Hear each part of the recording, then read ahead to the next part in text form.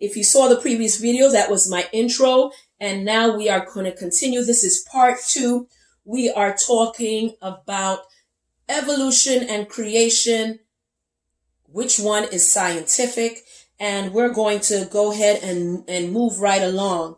We discussed what science is, what a science theory is, what a science law is, if science is fact, and now we're going to proceed. Now, in my previous videos, earlier on, maybe a few weeks ago, there was some evidences that creation is created that suggest that evolution might need to be reviewed. Your theory might need to be reviewed. And so they gave us something, and we discussed the moon, we discussed population, we discussed fossils, we discussed matter, certain laws of conservation of mass. We discussed the spinning. And so these are different things that we discussed. I'm just going to review a little bit of it so we can move on. So we can make sure we're all on the same page as we proceed. Number 1, we talked about the moon. That was one of the first ones. Okay, I'm going to go a little deeper into this, just a little deeper, so you can get an idea of what creationists have been talking about. We talked about the moon and the distance it is, and now I'm going to give you a little bit more detail. Okay, so we discussed the moon, right? So I'm going to write the moon down here. Now, my handwriting is not fun, moon. And evolutionists believes that it's about billion. So I want to let's just say 4 billion. 4 billion, okay? Creationists believes that it was created about 6,000 years ago. Someone is clearly different, and so we're going to do a test, okay? All right? Now, there's a law of uniformity, and it really gets to me, but I guess we're going to have to use it in this case. The law of uniformity, it just simply says, it assumes that all natural processes at work in the past have operated exactly as they do today. That is the theory of uniformity. Okay? Again, all the natural processes at work in the past have operated exactly as they do today. So, let's just review. Okay, let's just see what's going on here. The moon, they did a test. The moon, we're going to do the math test. Math test.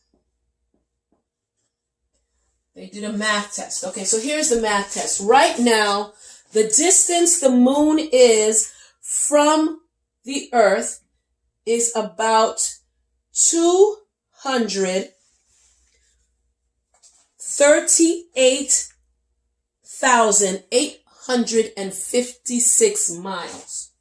Okay? It's about 238,856 miles away from the Earth. Okay?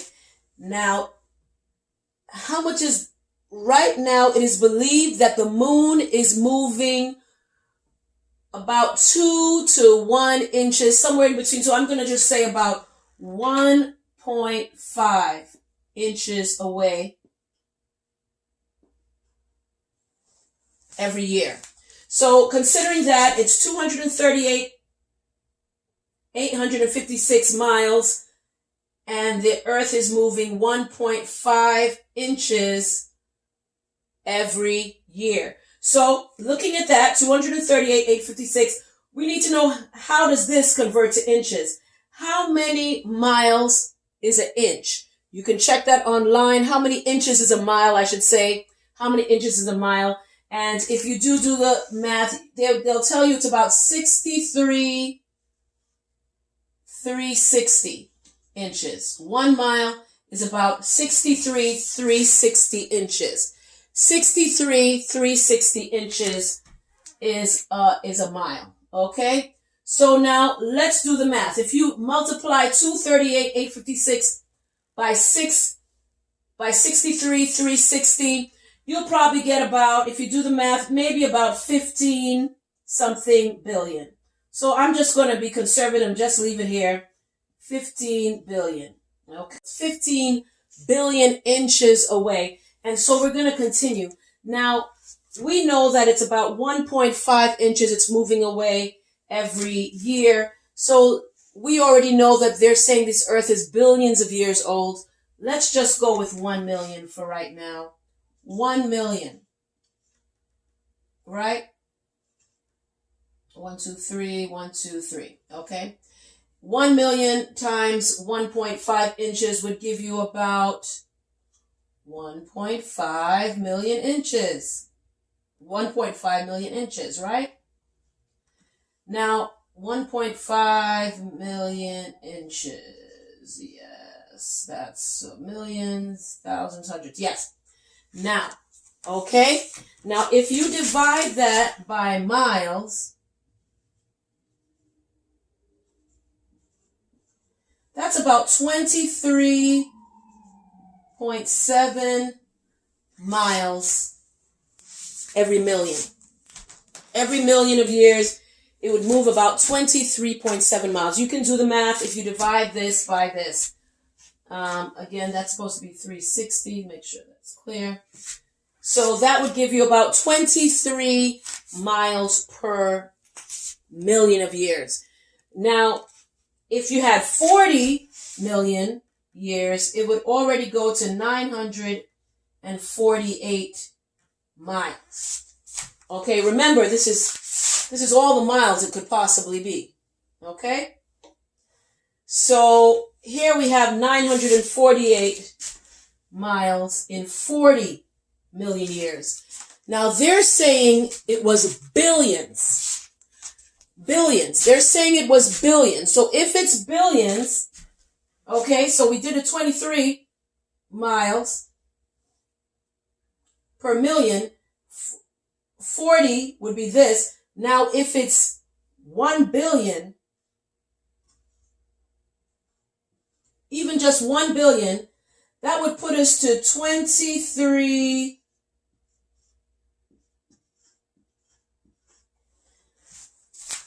Okay, so look at this.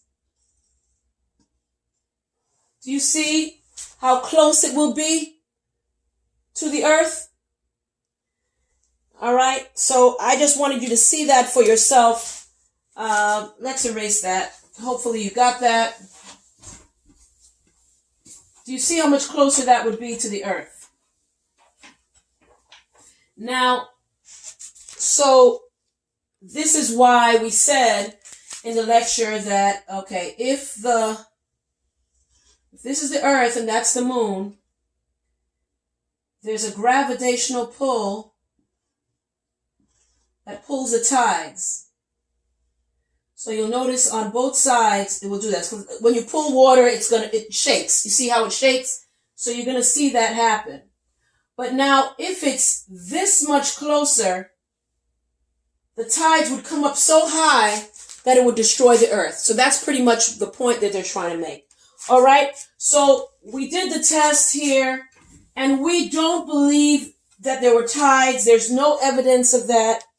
And using the law of uniformity, assuming everything has been the same as it is before, we know that this cannot have happened. So the math test for the distance, we know that this probably would be a negative and more of a positive based on that calculation. So then if that's true, then if you still believe that the earth is millions of years old, that would more be, since there's evidence against it, evidence disproving, and that's another thing that I really want us to review with regards to our rules, with regards to science. And this is a part that I'm really concerned about. It says, for laws as well as theories, it depends on basic elements of the scientific method, such as generating a hypothesis, testing the premise, finding or not finding empirical evidence, and coming up with a conclusion. So here with this, we did not find evidence. This is empirical evidence against this earth being billions of years old. Okay? All right, let's move on. Thank you so much for looking at that.